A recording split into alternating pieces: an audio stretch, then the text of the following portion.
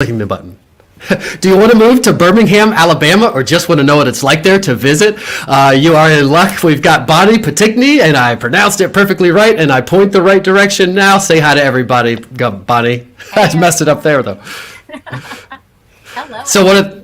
So one of the questions that I told you would be a surprise for you, one as always, and one I just missed because I sent you to the wrong form. One of them is to, after you say hello, pick a number between 1 and 350, and then I'm just going to pick a question off this funny questions list that I Google.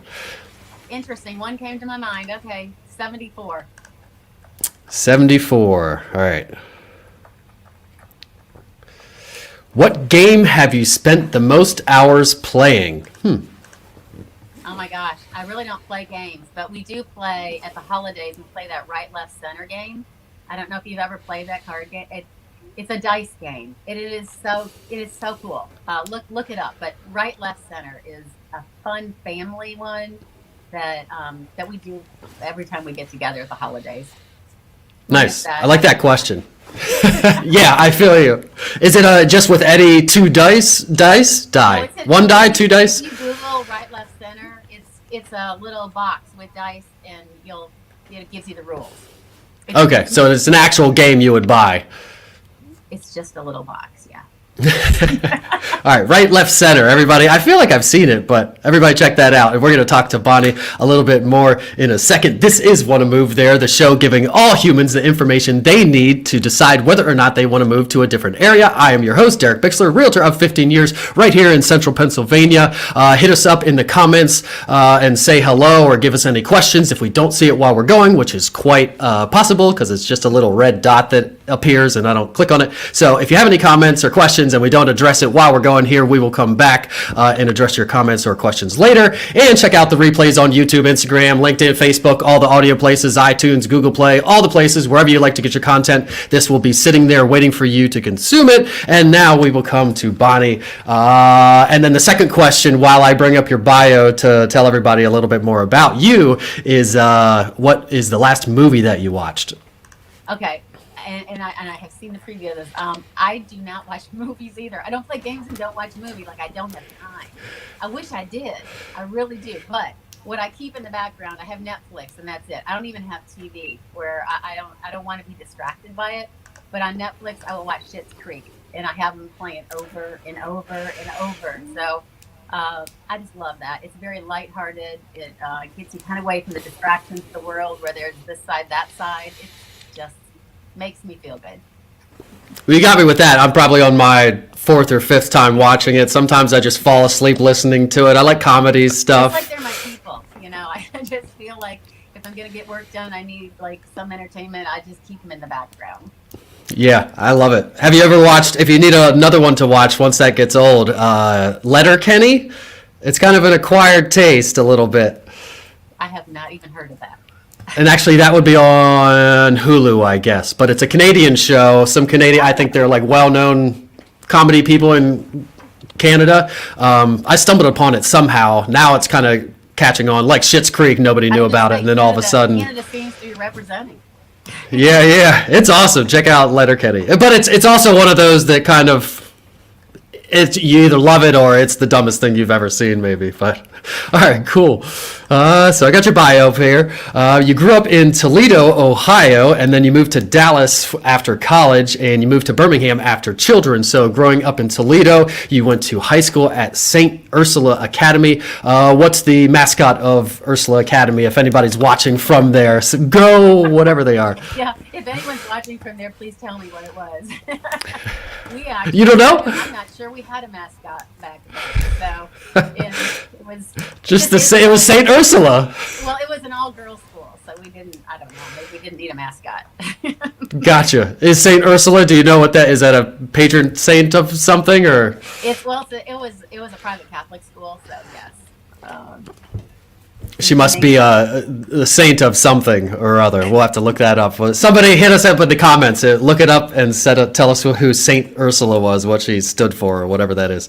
And then you went to college at Bowling Green State University and Samford University. You studied, you got a Bachelor of Arts in Liberal Studies and paralegal, it says. So is paralegal like a major, or that's what you became after you got out of college? It was a certification that you got, so and it is what I did after college. I actually was a firm administrator and a paralegal of a family law firm.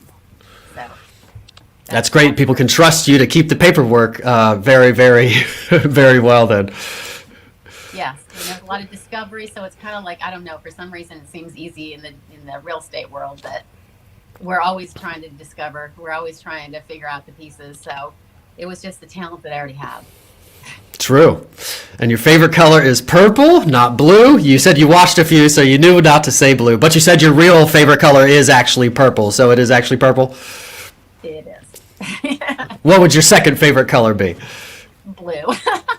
Okay. So it was up there, and you might have chosen it. So here's another question. Your clothing, is your favorite color really represented in your life? Because my official favorite color is red, but if you look at all the stuff I buy and my clothes and everything, other than this shirt is red, it's mostly black. So is your favorite color purple really represented? I do wear purple, but I also wear black. So hence the black. Yes. You got to have black dress, the black pants, all the black staples in your wardrobe. Yeah, you never know where you're going. Yeah. Your favorite color is, or not your favorite color, your favorite food is Mexican, especially tacos of any kind. Do you like hard shell or soft shell? I just like anything Mexican. After I moved to Texas, I had a love for Mexican food. Do you have a favorite place where you are? I do. We have a place called Taco Mama, also a place called La Paz. So those, they're fun Mexican places. It's usually, if anyone follows me just on my TikTok or Instagram, I'm usually posting that I'm at Taco Mama at least once a week. Nice. And do you eat there, or is it like a little takeout place or something? You can eat there, anything, anymore, everything's a takeout place. So you eat there though. We stay there. I usually meet my daughter and my grandbabies, and we have a date night. So once a week I meet them, and we have date night at Taco Mama. Nice. Yeah, and it's nice to get out and eat out, and somebody gets a tip out of it as well. So I like that. Yeah. You're supporting local business, and you're taking pictures and sharing and promoting them more. So that's even doubly awesome. I love that. And then you do have pets. Is you a cat person, dog person? What do you have? Snake? I am not. No, I am not a snake person. And I live in Alabama, and we could have a snake or two. But I am not a cat person really either. But I do have a black lab that she's a rescue dog from the Humane Society. So I've had her for about 10 years now. I had a black lab also. His name was Coy. What's her name? Her name's Lucy. So. That's my daughter's name. Do you call her Lucy, or do you have any nicknames? No, I call her Lucy.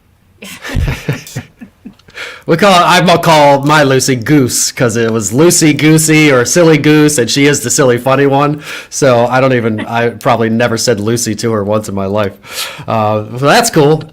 They're pretty easy to train. Do you have any tricks? Sit, speak, shake, any of that kind of stuff? No, I think she was actually traumatized. I think young, she something probably happened to her, because she does not like people, and she does not like to be outside or be around anyone. So it's just, she hangs with me, and I'm just here to make her life a little bit better.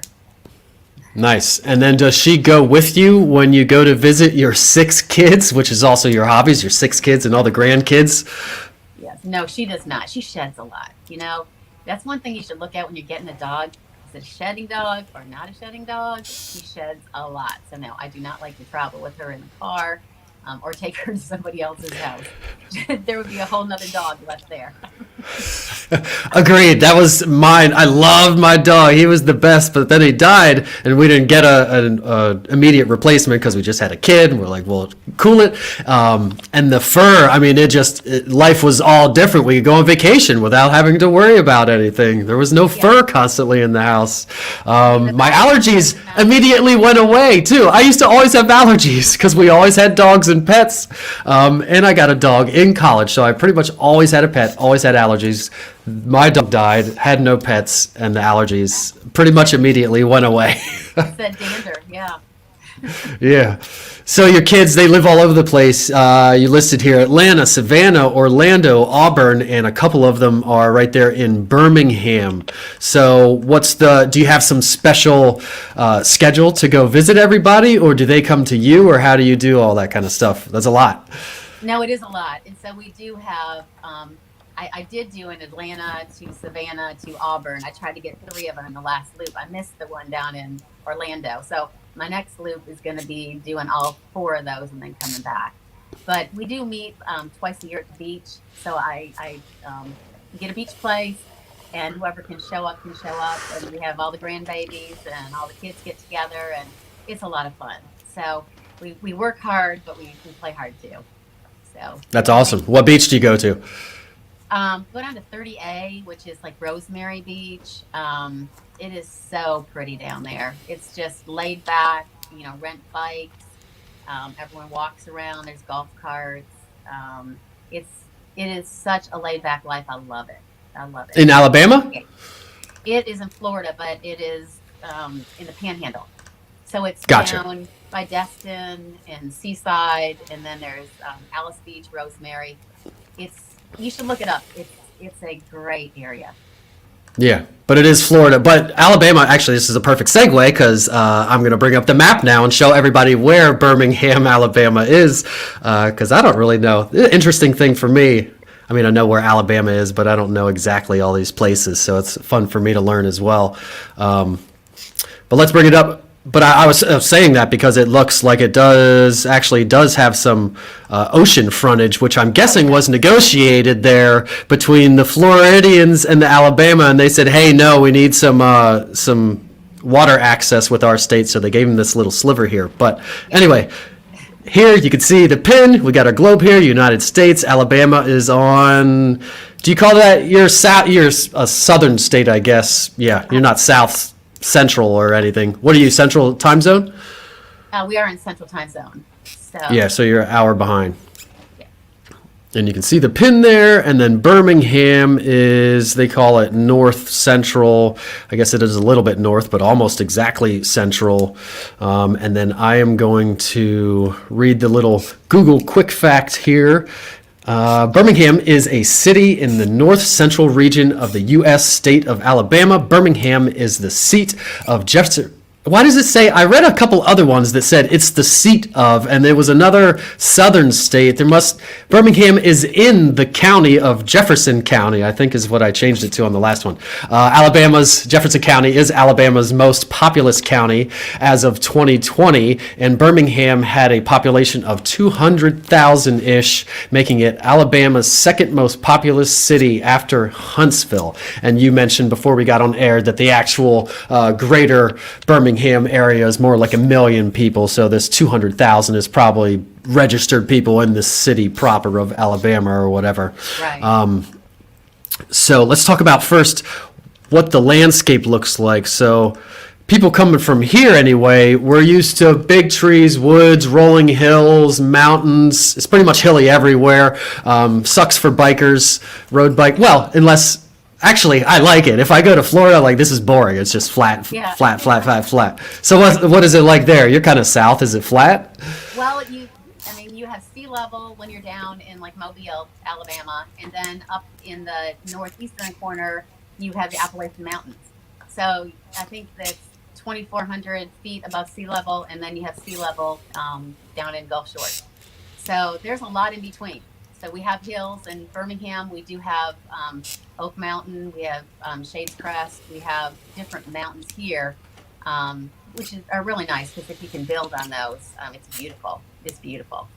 But there are hills. So if you were a biker, you could find the windy roads with the hills on them. It's not completely flat. And what about the trees? It's not palm trees. It's like evergreen trees and oak trees and the kind of stuff we'd find up here. Yeah, and we also have like crepe myrtles, and we have dogwood trees, and we have things that are for this area. But we do have pine trees and oak trees. So we do have different trees. And what about lawns? You have regular lawns and grass like we have up here, or is it that sandy kind of soil with that really tough grass that kind of happens? Where we are, it's just the regular. It's not like St. Augustine grass or whatever the other ones are. Gotcha. We just have regular grass. Yeah. And then what's the weather like? Does it rain a lot? Do you have to water the grass at all? It's nice. It's really nice here. So year round, right now, this is the coldest time. January, February, the coldest. And it's only cold for maybe 2 months. And then after that, it goes back to the 70s, maybe the 80s. I mean, really, it stays warm. It gets very hot in the summer. It can be in the 90s, but it really gets cold again, maybe back in end of November, December. So we have a long period, as opposed to when I grew up in Ohio, where we had 3 months only. And in those 3 months, you just prayed you had good weekends. But if you didn't have good weekends, you were toast. Yeah, we can feel you up here. It's we definitely heat our houses more than we cool them, although it's been changing a little bit lately. But it's here. I have up from bestplaces.net. I look up climate averages and all this kind of stuff. It says that you have 213 days of sunshine versus the U.S. average of 205. I know here in Pennsylvania we have like 160. So it looks like on average you're a fairly sunny place, more than the average. No, it's funny because if it's about 3 or 4 days and it's not nice weather, everyone starts going crazy. And they're like, we have to have sun again. So I guess if we don't have sun once a week, we could lose it down here. That's funny. We're the opposite. It's like overcast every single day, and then the sun comes out, and we're all like, what? What is this? We have to get every activity in this one day.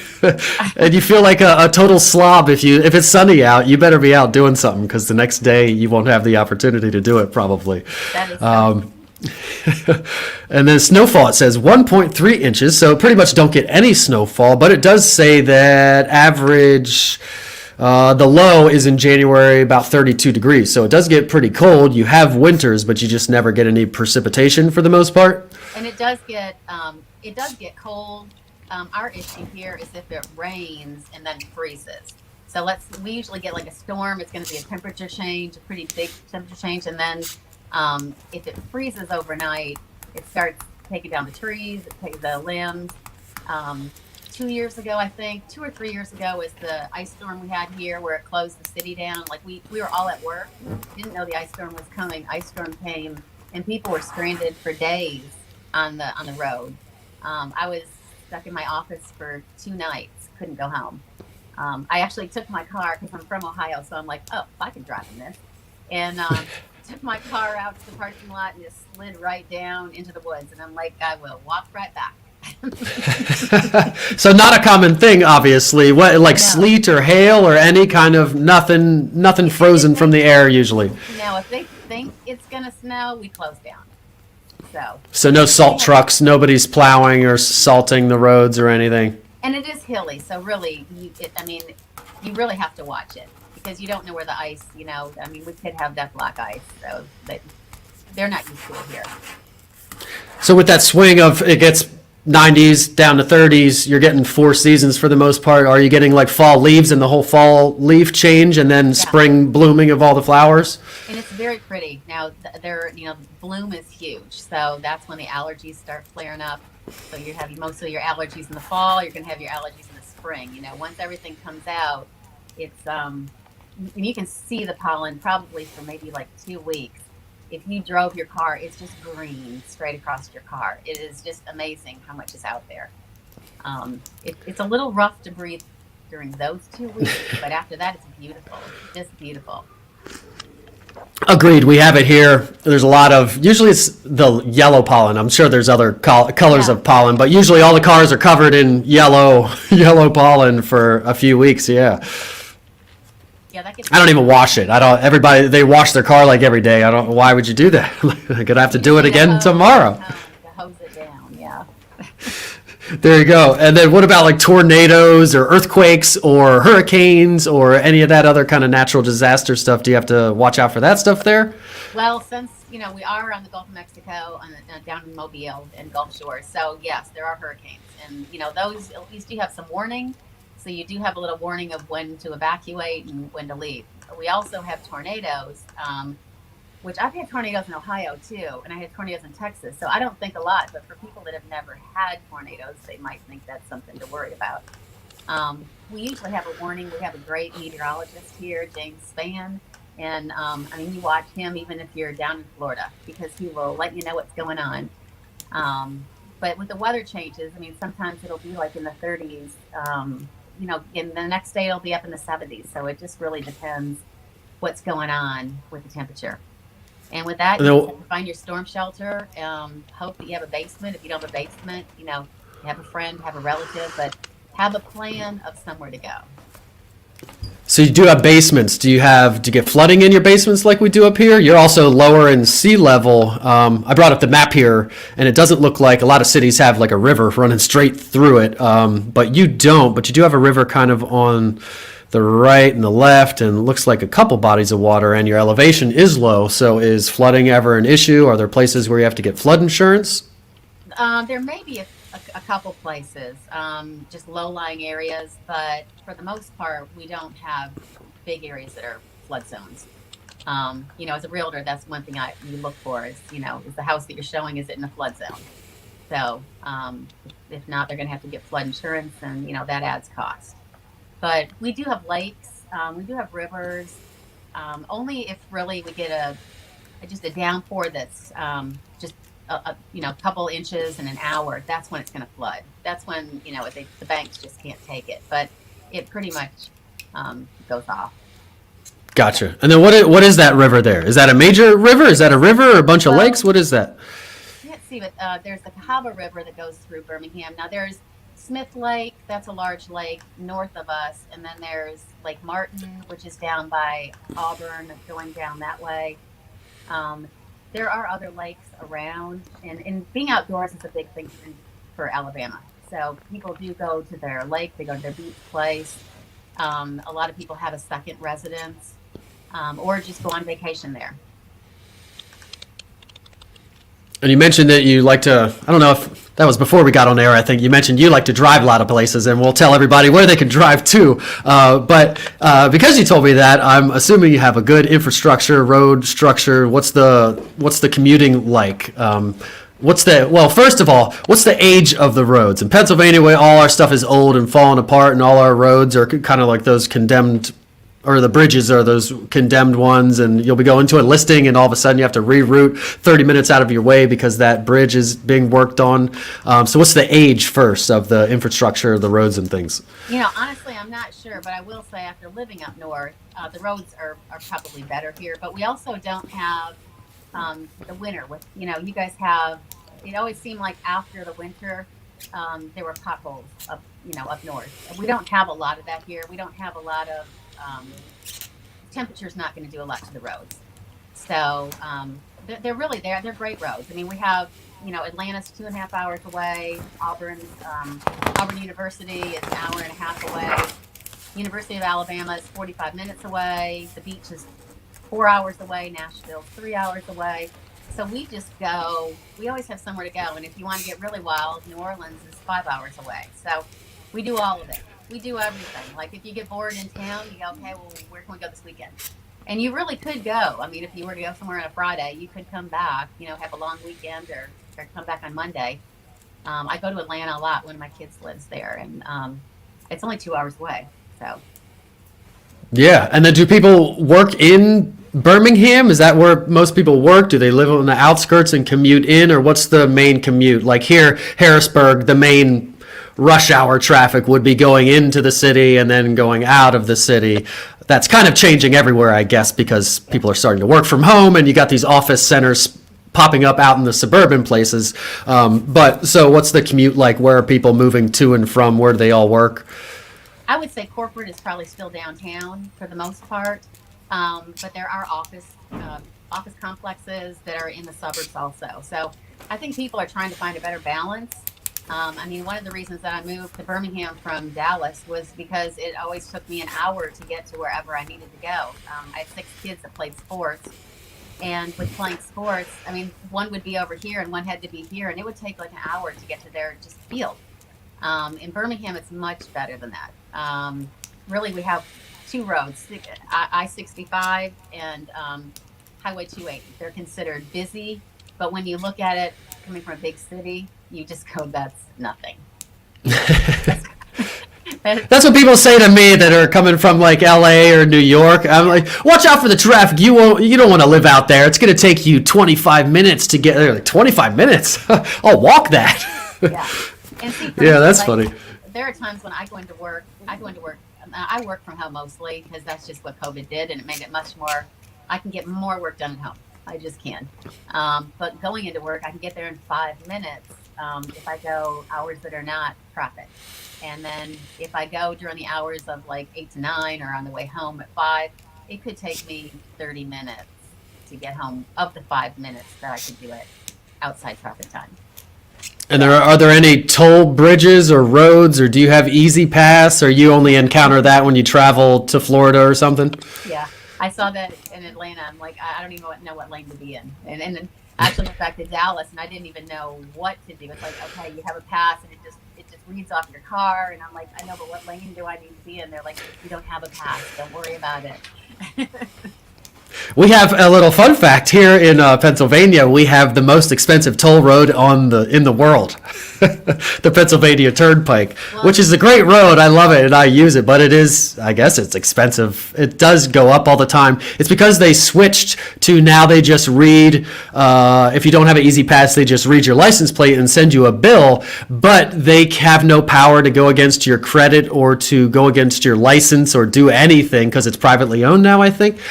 So they can't do anything about it. So then the prices go up for everybody else that has Easy Pass to pay for the road because of all these people that use it for free. But okay, so you just have to carry. Well, I guess they read license plates now, or do you take back in the day? Did you take make sure you had a bunch of quarters with you when you went traveling?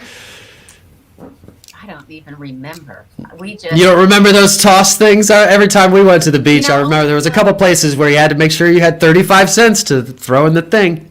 I think that was in Ohio because we had a turnpike. I mean, Toledo had that turnpike that went straight to Pennsylvania too. So that was the only one that you had to have stuff. And then what are the major industries down there? Obviously, history is a big thing down there. What's the capital of Alabama? Montgomery, and it's not the largest city, but it's probably centrally located, so that's why it's there.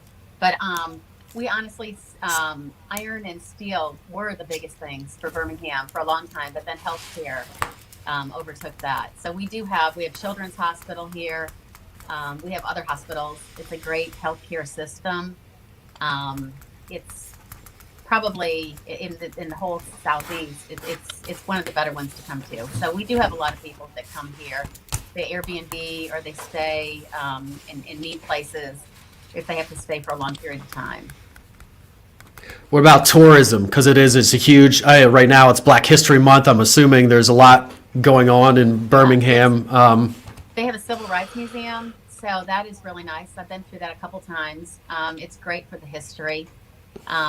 We have Barber Motorsports. If you like motorcycles, I think it has 1,600 motorcycles, the largest group of motorcycles in a museum. So we have that. We have the Birmingham Barons, which is a minor league baseball team for the Chicago White Sox. There's all kinds of things to do here. Is that in, what's this park? I was looking up things to do, and there was Legacy Arena or something like that. It's Regions. It was Regions Field. So the Birmingham Barons. Birmingham Jefferson Convention Complex. That's a concert hall. So you do have that. Yeah. What about like colleges? Are there any colleges around there? Oh yeah. Now we have Samford University, which is a private university. We have UAB, which is University of Alabama, Birmingham. We have the University of Alabama, which is Tuscaloosa, Roll Tide. And that would be... That's what you guys are always talking about on Clubhouse. I never get it. I mean, I kind of get it, but... We have Auburn University, which is only an hour and 45 minutes down to 280, and that is War Eagle. So, yeah. And football's a big deal down there. Oh my gosh, football's life. So let me just say, starting in end of August, when the kids go back to school, everyone's figuring out when they're going to tailgate, what they're going to do. Tailgating's huge. I don't remember tailgating so much when I was up north. Now, I'm sure they probably do now. It seems like everybody tailgates. But it's huge here. Just huge. And any military bases? Yeah, and I want to talk about it a little bit here in a second when we talk about the entertainment. Military bases? Military bases, I don't know about that. Nothing in Birmingham that I can think of. That's all right. It's just on my list to ask. Those are the number one, state government a lot of times maybe you have, and then you got military bases, colleges, healthcare, like you said. I guess everybody kind of has healthcare. If there's people there, there better be hospitals. Yeah, well, you would hope. And colleges bring a lot too. Does that hospital have a helicopter? Do you know? It does, yes, it does. And I mean, we see it come and go every once in a while too. And one of my daughters is a NICU nurse at Children's Hospital, so she tells me stories. And the helicopter does come. And then we started talking about it a little bit. What is there to do? What I would say, mainly we go to restaurants, we go to parks. There's a lot of parks around. There's the Robert Trent Jones Golf Trail. So there's different golf courses throughout the state. People will go just from one to the other, make a trip out of it. I mean, we have the beer trail in Birmingham where you go to the different breweries, and there's always something. Coming up is the chili cook-off, so we already have our tickets for that. That's a lot of fun. Different companies have booths there, and then it's a competition. And probably we have farmers market downtown, Pepper Place. You can always get out. You can always do something outside, which is really nice. Actually, you mentioned farms. Do you have farmland like outside of the city? Yes, on the outskirts of the city. So yes, people, and it seems like that's the new thing, because I've just noticed as a realtor that people are asking, I want to get property because I want to live out a little further. They don't really care about the school system so much. Maybe they don't need the school system, and so they want to have a little land with a little stock pond, just to get away. And then here in Alabama, I mean, hunting is a big thing. So people want land to either lease, to hunt on. So that is also something. Do you know what they're hunting? I have no idea. Those poor little things that they hunt and kill, I don't know. I mean, I know it is the deer. I don't know. I don't know what. That's all right. That's why I said, do you know, and didn't say just what do they hunt? Because they probably hunt a bunch of stuff. I'm assuming the same things as up here. And they do hunt a bunch deer. of things, because when I'm showing houses, I see the heads on the wall, and so it's like, okay, that's a little freaky, but okay. Turkeys, bears. Buddy of mine asked me to go goose hunting last week. We didn't go because it was too sunny, and apparently the geese don't like to fly when it's too sunny. They like overcast, so we had to cancel and hopefully go back again. But I only told him, this is not my thing. I don't hunt ever, but shooting birds is very, very fun. And he eats them and uses every part of it, so I'm down with doing it. The caveat was I'm not cleaning them and I don't want to eat them. I'll go shoot the crap out of them, but beyond that, I'm not doing it. I guess sorry, Eddie. Fish and fishing, the lakes have great fishing, and also down in the Gulf of Mexico, you can go down there for a trip and get a fishing boat, have someone captain it. And there's some really good fishing down the Gulf of Mexico. So we do hit that. How far a drive would that be? That's like 4 hours. I mean, you could go, you could leave early morning. You could get down there, get on the boat. do a full day, maybe spend the night, come back if you really wanted to. But usually once you get down to the beach, you want to stay there for a couple of days because it's so pretty. I mean, it's white, the white sand. They are really gorgeous beaches. And then where else can you drive to? You mentioned a bunch of places to me. Just rattle off a few of the places you can drive to within a few hours. We go up to Nashville. So Nashville's fun. That's a whole different vibe. We go up there. We'll go over to, you can go to Memphis, which is like 3 hours away. You can go to New Orleans. Been there several times. That's 5 hours away. Really in your head, you could just think, where do I want to go? And it's a doable trip. How far is it to Florida, to like a beach in Florida? Like the ones that we go to, so Rosemary Beach, Alice Beach, those are like 4.5 hours away. That's, a good speed. And is that the go-to place? One of my questions usually is the driving vacation. What's the go-to? Ours is Jersey Shore. There's lots of other places you could go, but that's probably the number one place. Okay.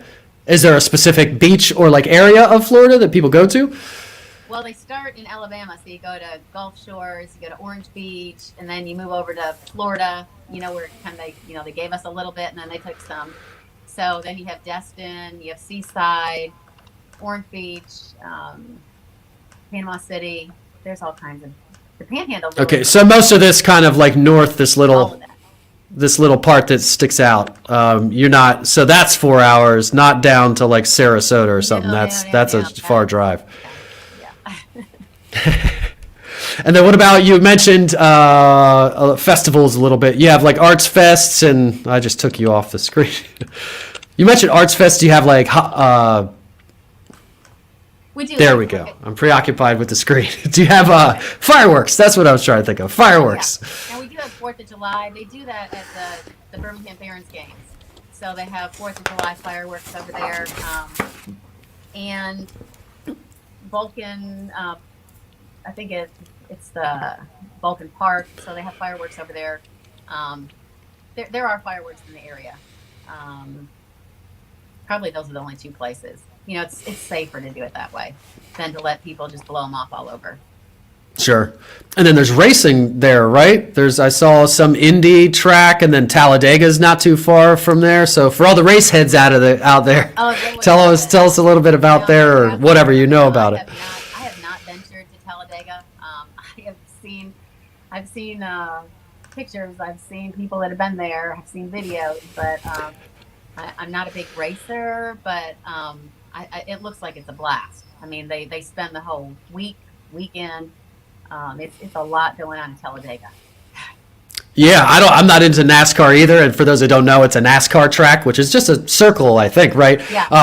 And I'm not into it either. My ex-wife got her company sponsored a car, so we got these hot passes, they're called. Oh. So you get to go down in the pit, and I totally underestimated how cool and awesome it would be. I mean, as soon as the cars start up, your whole body's shaking with it, and every time they pass, it's like the world's gonna explode. It's a whole experience. Oh no, it is, and it looks like it would be a complete experience. Yeah. And one of the best movies ever made, Talladega Nights, is maybe not even filmed there. You can't assume that the thing was actually filmed there. And that I don't know. And then if you had to get far away, we're trying to get out of Dodge and fly somewhere, what's the closest big airport that you can get somewhere? Well, Birmingham is an international airport, but I always go to Atlanta just so that I don't have to do, I'm not trusting the baggage always making it, so I will drive to Atlanta and then use that airport. But you can't. How far is Atlanta?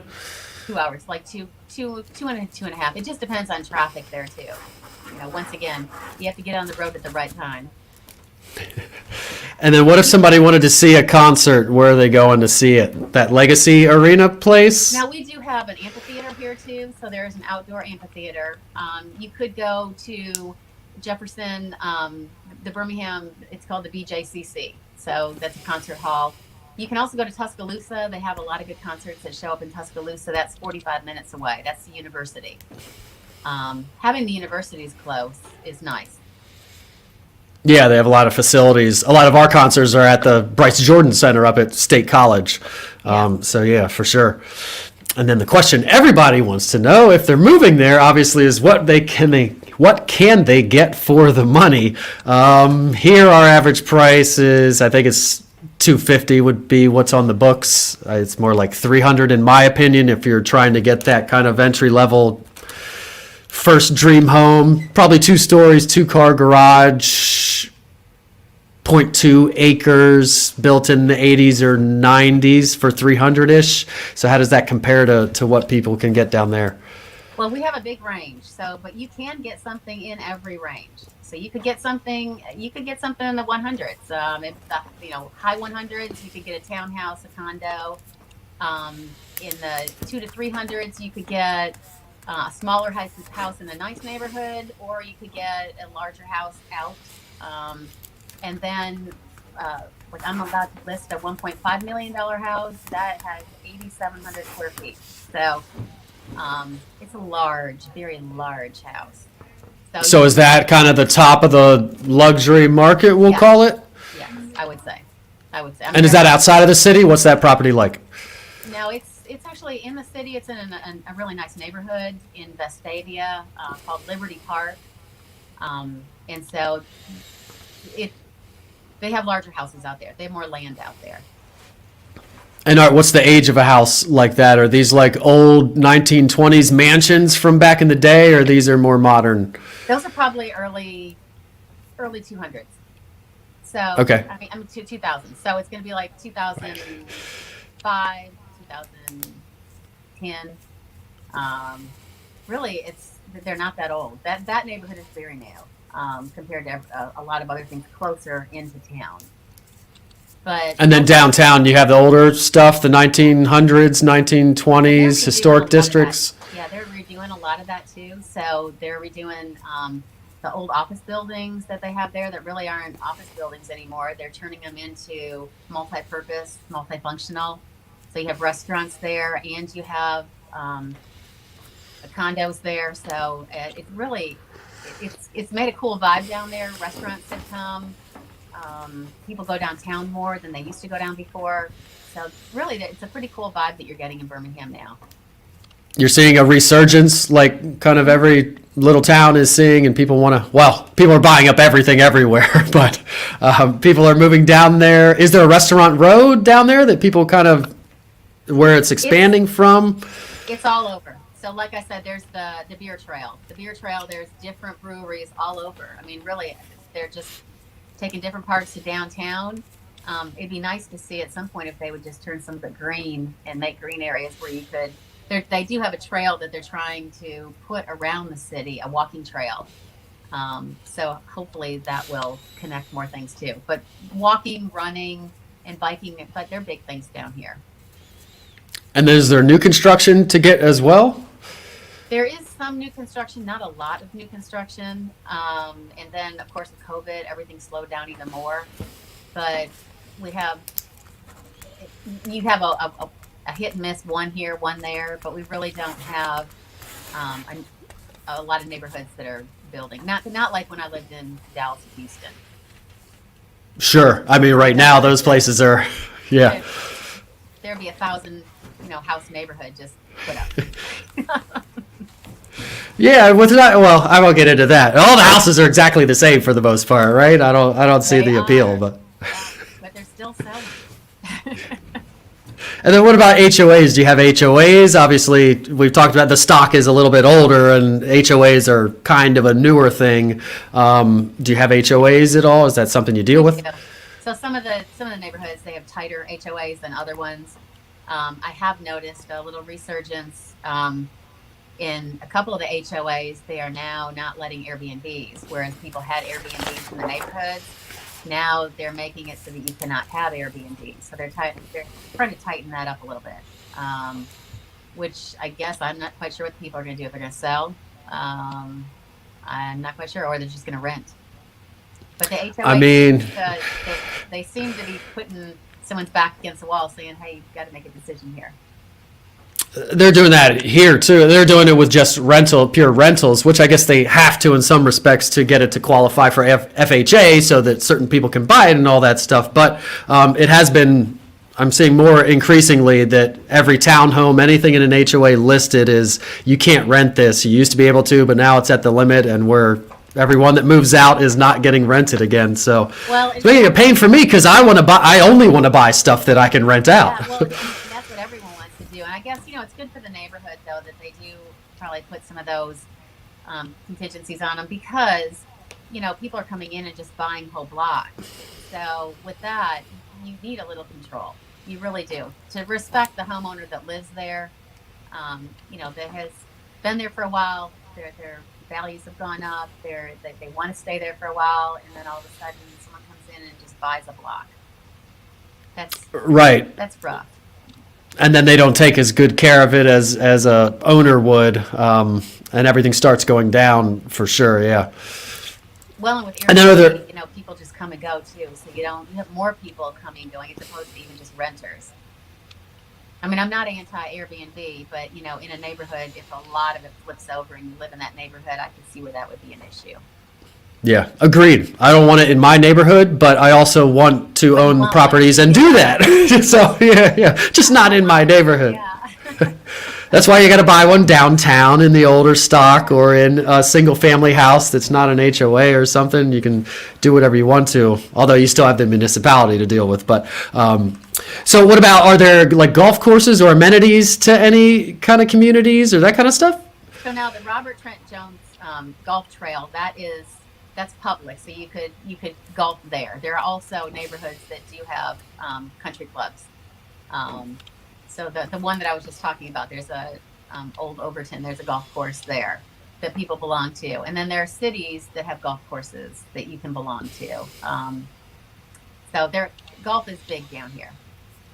And then that neighborhood, are you forced? Like if you live in that neighborhood, you have to be a part of that country club, or? I don't think you do. I haven't seen any of them that have made people do that. And then we do have the golf. We used to have the PGA tour that came through here. So they went to Greystone Country Club, and now I don't know if it's the seniors tour, but there's still a tour that comes through, and that's a lot of fun. It's a week of golf where people go out and just have a lot of fun. And are there other? You mentioned there was your like steel and what, iron, steel, metal stuff was the main industry. Are there old warehouses or train yards or any of that old kind of stuff that's being repurposed now? Like around here, we're also rail yard, steel town, all that kind of stuff too. And we kind of have like breweries buying the old warehouses and doing things in the old warehouses. You have stuff like that happening? We do. We have Sloss Furnace, which is an old one, and they've turned that into that. They do allow you to do weddings there now, so people will have that urban type feel wedding, where it's pretty industrial looking, but that's the look that they want, and it's a lot of people decided that they don't want to do that kind of stuff. It's outside, so it's outdoors, and you don't have to worry about inside. And with COVID, it just seems like really people have tried to find where can they go outside, still do what they want to do, still have weddings, still have parties, still have, events. And then what about acreage? If somebody wants 10, 20, 50, 100 acres, something like that, how far out of Birmingham do they have to go? You don't have to go that far out. It's just a matter of what you want, what area you want. Do you want to go north? Do you want to go toward Atlanta? Do you want to go toward Tuscaloosa or down south toward the beach? But you can get acreage. I just sold a mobile home in 23 acres in the middle of almost nowhere, and someone wanted that, and then we sold it. Me, I want that. I'm looking for that. I want the cheapest possible structure on a bunch of land, and then I'll do my own structure. But if there's a structure there, then you can certain. Well, I was surprised at how cheap land was. Land was pretty cheap. So I don't know if anything's ever going to come out that way, or if they just want to be away and be alone and just not be near people. And then you'd be on well and septic out somewhere like that, I'm assuming. And you are on septic. Some places we have mountains, and so we have rock. So some of these neighborhoods are on septic also. And we mentioned basements a little bit. Is everything basements, or do you have some slab homes too, or everything's a basement there? No, we also have slab. So it just depends on the neighborhood, how close it is to water too. But there are basement homes. We have basement homes. A lot of them probably if you are building up, if you're more like into the mountain, or if you're at least your elevation is higher, those are the ones that are going to have basements. Gotcha. And then you have gutters there, right? Or roofs? What kind of roofs? Because I like if you go up to Vermont, I feel like none of the houses, they all have metal roofs and no gutters. And I'm assuming that's because there's lots of debris and lots of rain, and they maybe have no basements, or I don't know. But do you have shingle roofs and gutters? Yes, we do have gutters. Do you not have gutters? Okay.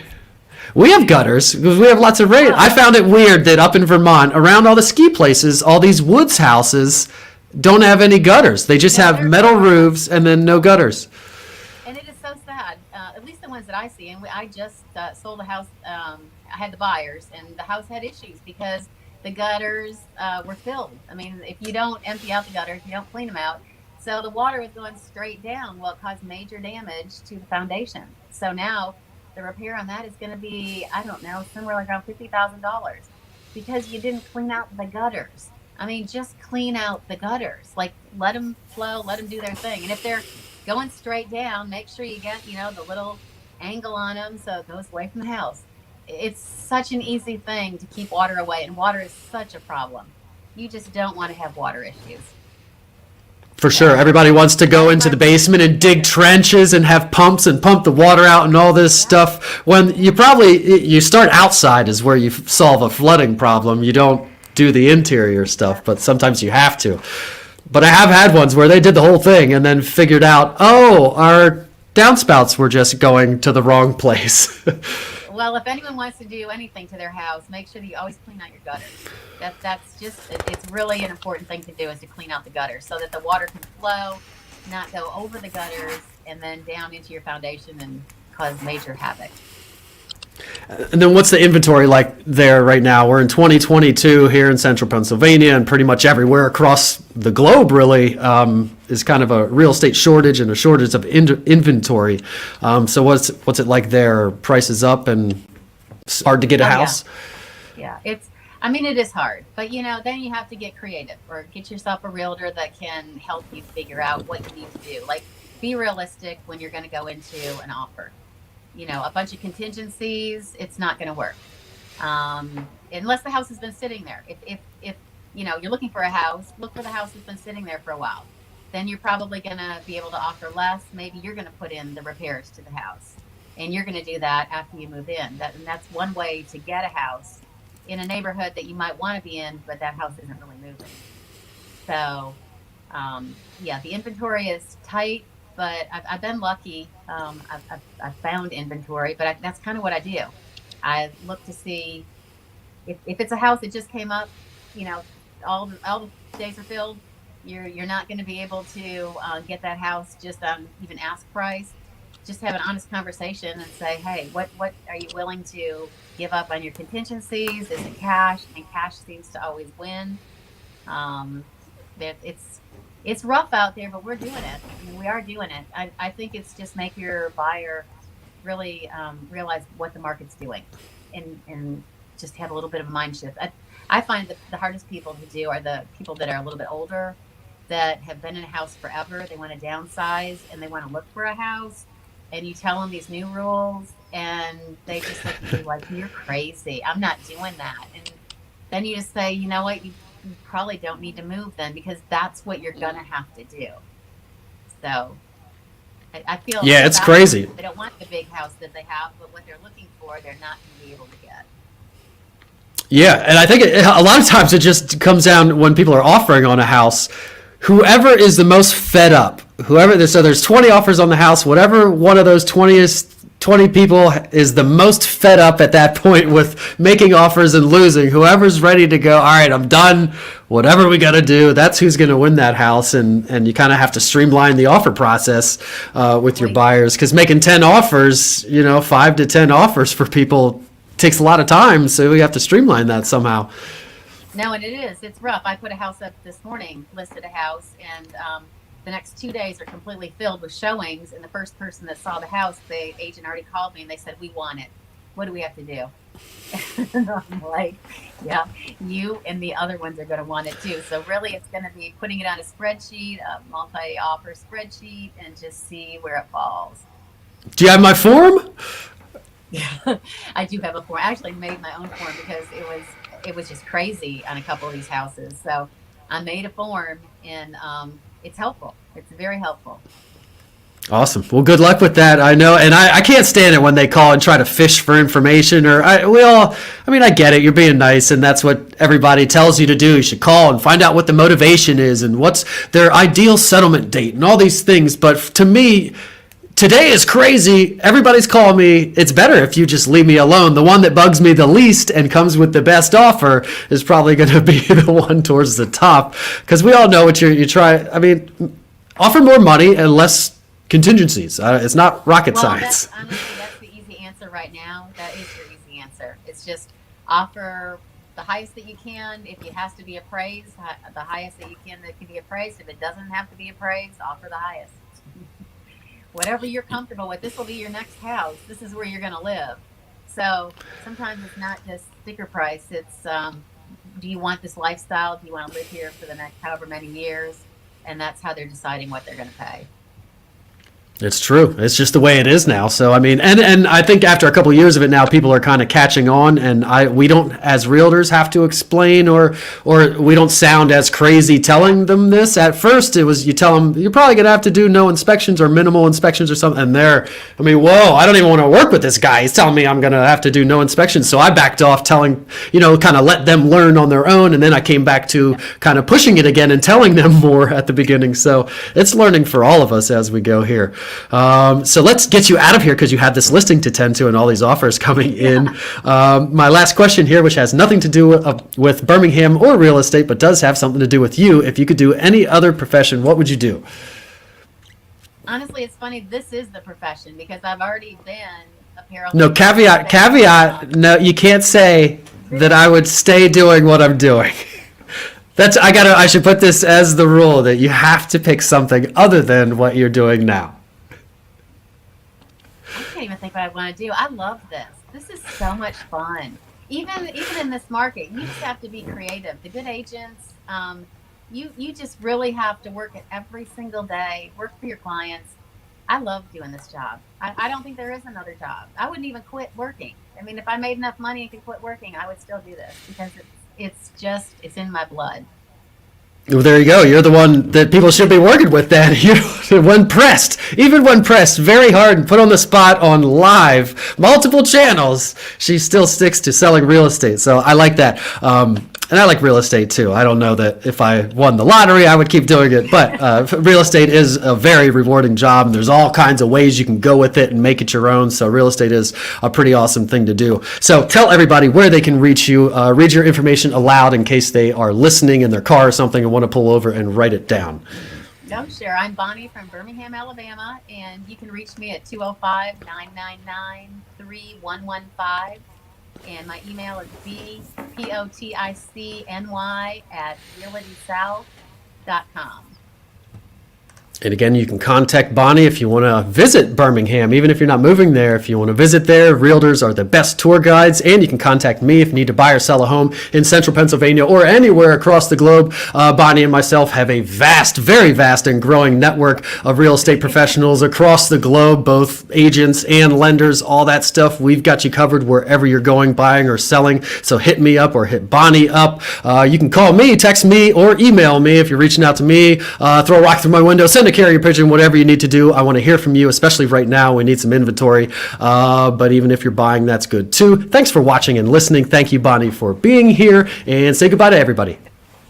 Bye, everybody. See you in Birmingham.